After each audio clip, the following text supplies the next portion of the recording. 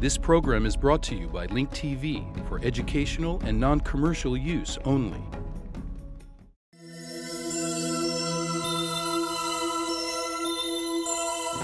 Mosaic, a daily news program from Link TV, presents a selection of news reports from independent and state-controlled broadcasters from throughout the Middle East.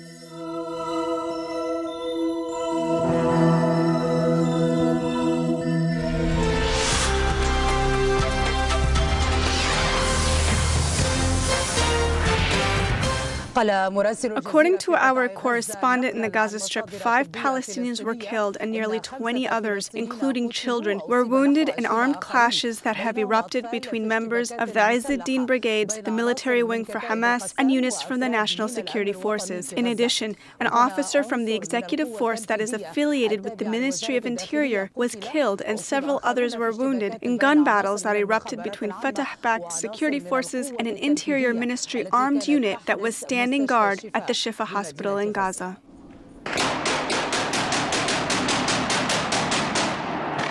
Residents in the Gaza Strip woke up this morning to the sound of gunfire. Amidst a shaky truce, armed clashes have erupted once again in Gaza, killing and wounding scores of people. The clashes, which took place inside and outside the perimeters of the Shifa hospital, erupted between members of the Fatah-backed security forces and units from the executive force affiliated with the Ministry of Interior. One officer from the executive force was killed and several others were wounded in the clashes. We will not allow anyone to violate the ceasefire agreement. We will not allow anyone to transform Gaza streets and alleys, which have witnessed heroic confrontations with the enemy, into battlefields between Palestinian factions. This internal fighting will not serve the national and public interest of the Palestinian people. Meanwhile, the Popular Front for the Liberation of Palestine intervened to secure the release of several wounded security officers who were held hostage in the Shifa hospital by the Interior Ministry forces. In an attempt to prevent further confrontations, Saeed Siyam, the Palestinian Minister of Interior, gave orders to transport the victims to another hospital. The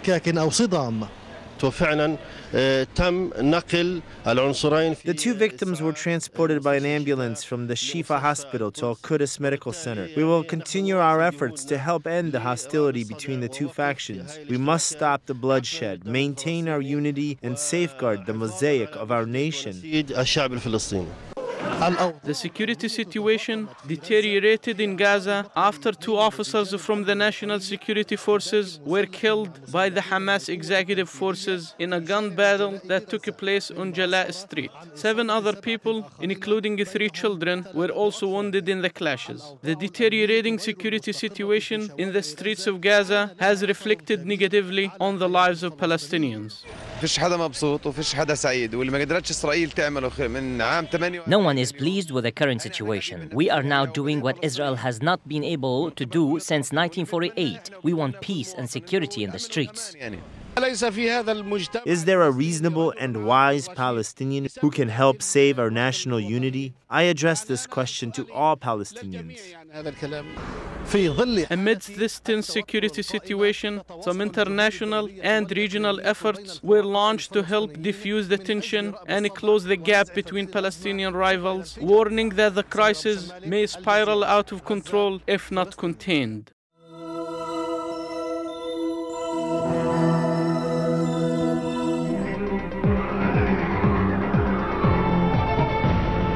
Welcome to the news. We'll go directly to Gaza to listen to Palestinian Prime Minister IraqBaghdad's speech.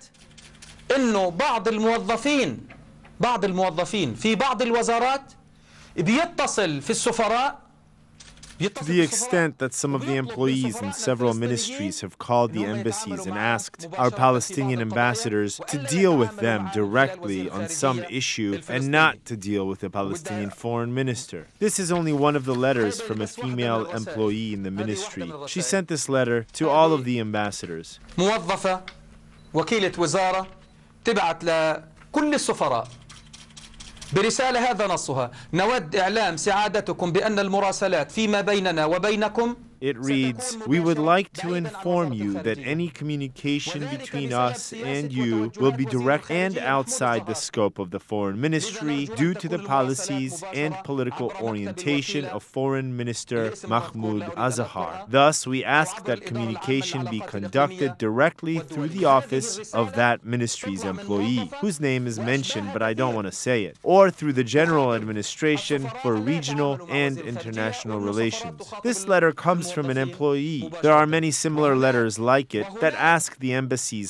not to deal with the foreign minister and to speak directly with the employees. There were also directives made to embassies telling them not to deal with the honorable foreign minister. Because of this, yes, the government has decided to act in this manner. Actually, with regard to revoking the authority of certain officials and refusing to approve bills, this government has passed at least 100 bills in the past 9 months under what is referred to as priority items. The President Abu Mazen has only signed 24 of these bills. For 6 or 7 months during every meeting, we talk to Brother Abu Mazen about these bills, and he promises to do something about them. But these bills have remained frozen. The bills that we proposed were prepared by people who have high educational qualifications, who can improve the authority's performance. 84 of them have bachelor's degrees. This information was submitted to the President. 25 of them have master's degrees. About 15 of them have doctorate degrees in various fields. We did not bring in people who would burden the authority with poor performance. We brought qualified people. We have brought highly skilled people into the administrative authority. In spite of all of this, the proposed bills have not been approved of until now. So in effect, the authority of certain officials is being revoked, and bills are not being approved. لم يجري المصادقة عليها حتى هذه اللحظة. إذن في هناك سحب صلاحيات أيضا. Meanwhile, my brothers and countrymen, we have had to deal with the internal situation and the issue of protests. Only a short period after the elections and the formation of the government, after 1 month, we faced protests, armed protests, as well as protests about unpaid salaries and other issues. After this, we became involved with the problems relating to the prisoners' document and other realities. Then we entered the third phase, the phase of open-ended strikes, specifically in the health and education sectors. For 3 or 4 months, the health and education sectors have been holding an almost complete strike, and specifically in the West Bank. We do not deal with these protests by turning our backs. Rather, we sat with them over and over and over with our brothers, with the guilds, and with the unions. Sometimes we would reach an understanding and an agreement with the strikers, but they would receive orders from some people close to the president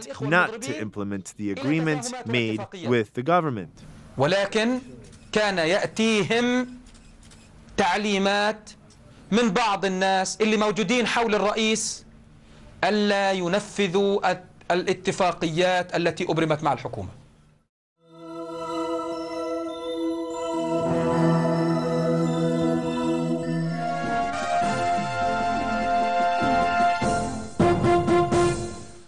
أصدرت محكمة جنايات بنغازي الدائرة العاشرة This morning in Tripoli, the Benghazi 10th District Court issued a sentence in the case of the deliberate infecting of Libyan children with the HIV virus while they're being treated at the Children's Hospital in Benghazi. In this session, the court was presided by Judge Mahmoud Rahman Makhvisa and 2 other judges, Ali Milad al-Mashkawi and Mohammed Ahmed ibn Samir. Also in attendance was Assistant District Attorney Omar Abdel Khalik Al-Zuwai, the public defender, as well as Mr. Abbas Aman Abul Ez, the district attorney. The defendants who were sentenced to death were Ashraf Ahmad Al-Hajjuj, Christina Valcheva, Nasias, Choshva Niofa, Valentina Suropulo, Talia Georgitha Cherfinska, Sinjata Iponova Damatrova.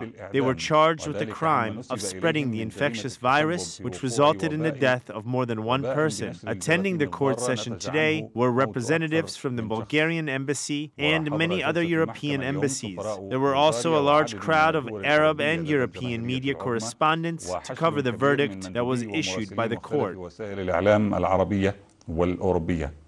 وفيما يلي نص منطوق الحكم الذي أصدرته المحكمة. حكمت المحكمة حضوريا للأول والثاني والثالث والرابع والخامس والسادس والسابع. The court has reached a verdict on behalf of the first, second, third, fourth, fifth, sixth, seventh, and 11th defendants, as well as the rest in absentia. The court decided to sentence Ashraf Ahmed El Hajjouj, Christina Velicia, Nasias Kushafa Nayufa, Valentina Serpolo, Talia Georgita Sherfiniska, and Sanjita Epanova Dimitrova to death for the crime of deliberately spreading harmful viruses that claim the lives of more than one individual. The court verdict is in accordance to the jurisdiction of this court and the laws of the region where the crime was committed and the place of residency of the perpetrators. The court orders Al-Fajr Al-Jadid, Al-Adala, and Al-Shams newspapers to publish this court verdict at the expense of the convicted defendants. The court acquits the following defendants: Ashraf Al-Hajjouj, Christina Pinanova, Nasi Istishuva, Valentina Manolova, Valia Georgita, Equido Preservati, Jum'a Muhammad Mustafa Abu Bred'a, Nasser Sabit Muftah Ghraib, and Armina Pishusha of charges of providing aid to the perpetrators. وجمعة محمد مصطفى أبو بريدعة وناصر ثابت مفتاح غريبي وأرمينا بشوى من تهمة المواقعة برضا.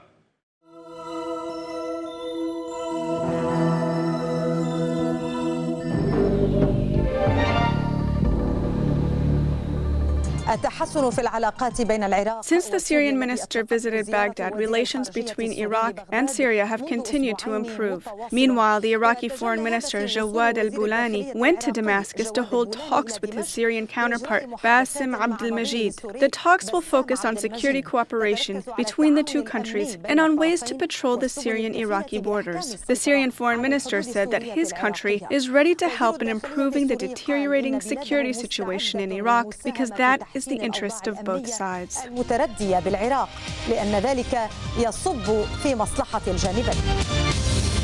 For the past 2 years, Syria has been consistently requesting that Iraq sign a joint security agreement in order to put an end to Iraqi and American accusations that Damascus is not doing enough to control the borders and to stop the infiltration of foreign fighters. At last, the two countries will hold security talks that may lead to the signing of this agreement.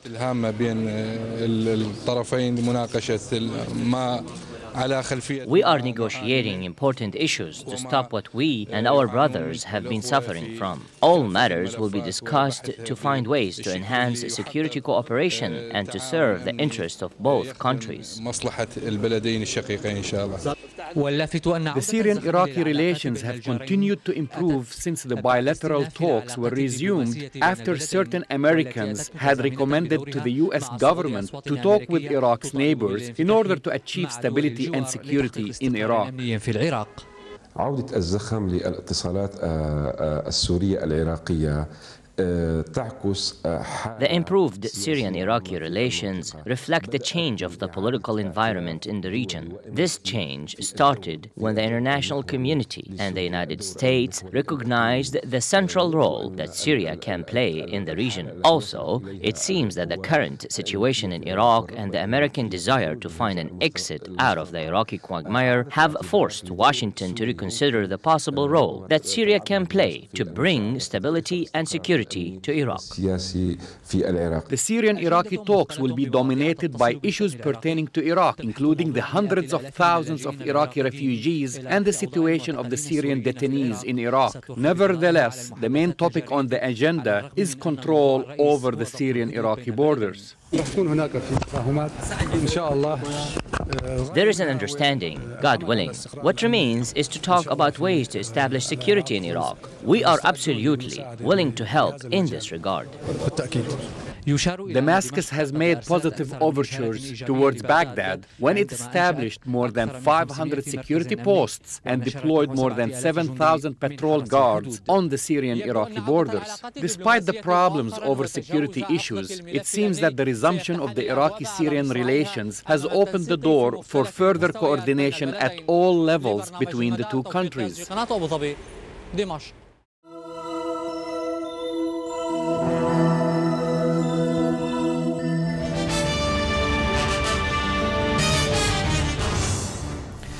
وضمن مسلسل التهجير المنظم الذي تقوم به الميليشيات الإرهابية قامت مجموعات مسلحة. Terrorist militias continue to force Iraqi citizens out of their homes. On Saturday night, they forced families to leave their homes in the 2nd and 3rd Hurriya areas. They killed whoever refused to leave their homes. They also killed a number of family members while they were inside their cars, just as they were leaving their homes. The militias also attacked the mosques of Muhayman and Al-Muasha. According to eyewitnesses, more than 100 families were forced to leave after extremists burned several homes and killed at least one person. They also burned the mosque of Abi Hamid in the area. One child also died of pneumonia last night because his family was forced to sleep in the open outside a mosque in Al-Adel neighborhood. The mosque was overcrowded with families who were forced to leave their homes. According to a source from the Iraqi Interior Ministry, 40 bodies were found in different areas in Baghdad on Saturday. Most of these bodies had signs of gun wounds and torture. جثة عثر عليها في أنحاء مختلفة من بغداد السبت، وكان معظمها مصابا بعيرة نارية وبدت عليها آثار التعذيب. هذا وقد خرج أهالي مدينة الحرية. The residents of Al-Hurriya went out in a huge demonstration demanding that the Iraqi government protect them from the armed militias. The militias burned down more than 15 homes on Saturday and forced dozens of families to migrate. The militias also burned down a number of mosques. The residents of Al-Adil and Al-Khadra neighborhood offered shelter to their brothers who were forced to migrate from the 2nd and 3rd Hurriya areas. They also provided them with basic necessities. Dr. Adnan Al-Dulaimi, the head of the Iraqi Accordance Party, blamed security agencies and militias with strong influence within the government for what happened in Al-Hurriya city. Al-Dulaimi demanded that the government take necessary measures to protect Al-Hurriya residents. من الحكومة اتخاذ السبل الكفيلة لحماية أهالي الحرية. في ظل الأحداث الأمنية المتفاقمة The deteriorating security situation in Baghdad has led to forced migrations and killings of people of different sects. Terrorist militias have been carrying out these actions while the Interior Ministry and its checkpoints have stood by and done nothing to stop these atrocities. The government is unable or perhaps too apathetic to do anything to stop these criminal acts against the residents of Baghdad. ولو ما اكو ناس زينين وظلوا بالشارع لا احنا مذبوحين من عندهم. If it were not for the honorable people who stood in the streets, we would have been massacred. One person who used to guard the mosque and recited the Quran was beheaded. The prosecutors were holding up his head and yelling, "We won, we won." They disposed of the body in the parking lot. شايلين راسه ويهوسون بيه والجثة مالته ذاب بيها بالجراج بالزبالة.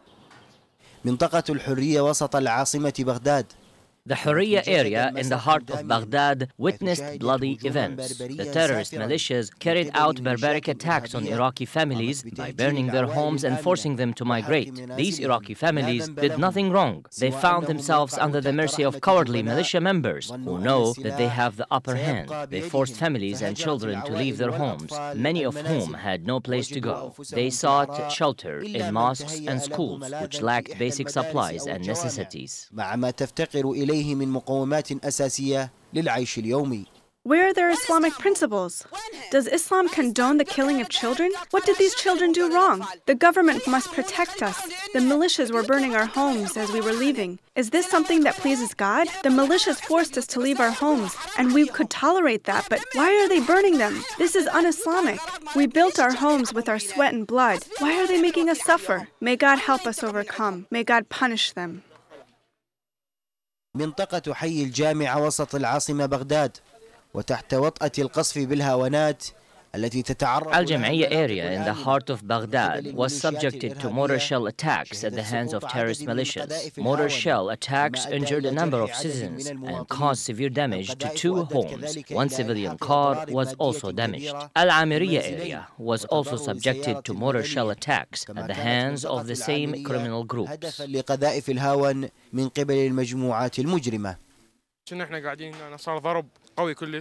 As we were sitting here, we heard a very loud noise. We went outside, but the man that was behind me was injured. This building was destroyed, as you can see here. Some shrapnel hit our home as well as our neighbors and damaged them both. منطقة الصليخ كانت على موعد مع سقوط عدد من قذائف Mortar shells also hit the Salih area. A number of students were injured when some missiles hit their school. Students were then transported to receive medical treatment. Meanwhile, the occupation forces closed the area for security purposes and conducted barbaric home raids in which they arrested 20 people and stole money from families, in addition to causing extensive damages to citizens' homes. Iraqi families were forced to migrate because of the religious affiliation. Some areas are still being attacked by mortar shells, and Iraqi citizens are also still being subjected to inhumane home raids at the hands of the American occupation forces. This is the current situation in Iraq after it was invaded and occupied under the pretext of liberation. بعد دخول المحتل بدعوى التحرير.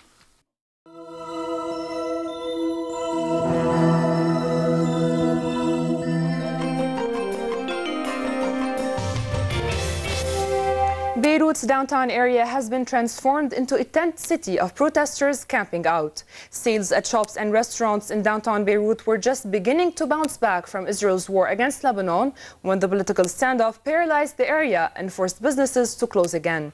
However, the Lebanese will to life was stronger. Follow this report. After nearly 2 weeks of complete and utter paralyzation of movement and businesses due to the open-ended sit-in organized by the Hezbollah-led opposition, restaurants, cafes and shops in downtown Beirut opened their doors in a representation of Lebanon's will of life, defying all obstacles. Business owners said that opening their shops in these situations was much better than sitting at home, especially in the holiday season. We can't let downtown Beirut die, because if Beirut's heart stopped beating, all of Lebanon would die. We opened our doors today as if we were defying life. We want to revive the downtown area that lost the most in these 2 years after slain Premier Rafiq al-Hariri was assassinated. We want to tell everyone to come, day and night. All roads are open, no one should be scared. And with this initiative, people poured from all around Lebanon to express their will for life. We came to tell everyone that downtown will survive, it will beat again. We want to enjoy the holiday season. Downtown will soon replenish like Rafiq al-Hariri always wanted it to be. While some closed their businesses, others now work shorter hours, finishing work before the afternoons, when Hezbollah protests often become louder. Speaking in front of business owners in downtown Beirut, who launched an initiative dubbed I Love You in Winter, Premier Fouad Sanyura said, by the open-ended sit-in, some people were trying to bankrupt businesses and the country through such acts. He added that if they wanted to do a sit-in, a place can be found for it, and they would do it live for television. Are we at the doors of a civil war? Is the current conflict between government and opposition so critical as to provoke another clash among the Lebanese? While one cannot deny that Lebanon has seen much better days, the crisis may not be as severe as it seems from the point of view of youth and civil society groups. Watch this report of May Fawaz.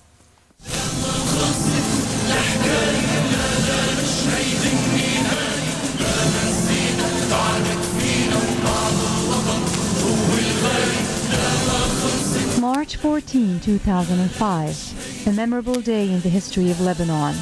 For the first time in years, the Lebanese put their differences aside and stood united for one cause: Lebanon's independence, freedom and sovereignty. Indeed, the assassination of former Premier Rafiq al-Hariri brought the Lebanese closer than ever before, leaving their religious and sectarian affiliations behind them. However, while Hariri's death was able to mend strong ties among the people of the Lebanon, it could not settle their deep-rooted differences. With their country now split between a government majority and an opposition, the Lebanese are divided once again. The rift is getting more acute by the day, and many fear that sectarianism might resurface the heart of Lebanon, threatening to trigger communal conflicts. But are we really witnessing a resurgence of sectarianism? Or is the schism among the Lebanese only political, or is it both? While the youth of today agree that sectarianism is deeply rooted in Lebanese society, many do not see a sectarian war imminent, for the Lebanese, in their words, have learned from their past.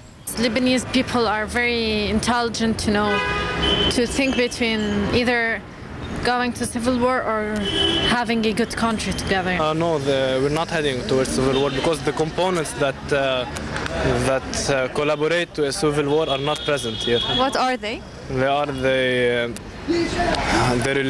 sectarianism? The sectarianism, yes. You think sectarianism is not present in Lebanon? It has some residues because of the war, but now they are fading away. They are. So the conflict is not sectarian. It's political. It's only politics, and the politicians in the end will come to a compromise, and everything will be fine. No sides were forcing other sides to convert. You know, that was. So you don't think sectarianism is a very serious problem? No, it's just that people are driven. They're driven by what their politicians say. You know, and people are very emotional in Lebanon. You know, depending on what their politicians tell them to do, they perform. And you had foreign interventions like the Syrians, the Israelis, the Palestinians. They all influenced what happened in Lebanon. You can be a devout, you can believe in whatever you want. You can be a devout religious person, all you want. Just be Lebanese primarily. The optimism shown by Lebanon's youth is paralleled by enthusiasm from the part of civil society organizations which believe changes could be introduced to help Lebanon move forward. Khudr Makkawi of O5 Amam said that the Lebanese, despite their sectarian differences and political allegiances, agreed that a civil war was to no one's advantage. I think a large portion of the Lebanese society do not want war. We cannot even imagine people fighting each other again. After 15 years of war, more than 150,000 people got killed. All of the destruction that happened. I don't think anybody would want this to occur again. Makkawi is a founding member and the vice president of O5 Amam, an organization born after Hariri's assassination, whose objective is to fight sectarianism in Lebanon through humorous campaigns. He described the campaign as highlighting the issue of sectarianism in a way as to motivate people to talk about it openly and promote dialogue among the different sects. The main issue is that we thought by highlighting this issue, in a way people will start talking about it. Most people would laugh about it. By laughing, it might unite us. We don't think that this campaign is going to eradicate sectarianism in Lebanon or make it disappear. This is not the objective. The objective is to show people that if you're a Shiite or a Sunnite or a Maronite or an Orthodox, we're all the same. We're all Lebanese. Citizenship is what's important. O5 Amam initiated several anti-sectarianism campaigns in many Lebanese cities and villages, targeting all age groups, including, among others, the display of street billboards, the distribution of pamphlets, brochures and business cards to youth and others. And believe me, the response we got to this campaign, so many people said, it's ridiculous how our society is becoming, we need to change.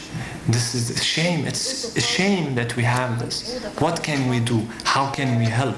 And we had an overwhelming response to the campaign, which gave me a lot of hope. The fact that O5 Amam got an overwhelming response from many Lebanese people means that Lebanon is far from collapsing.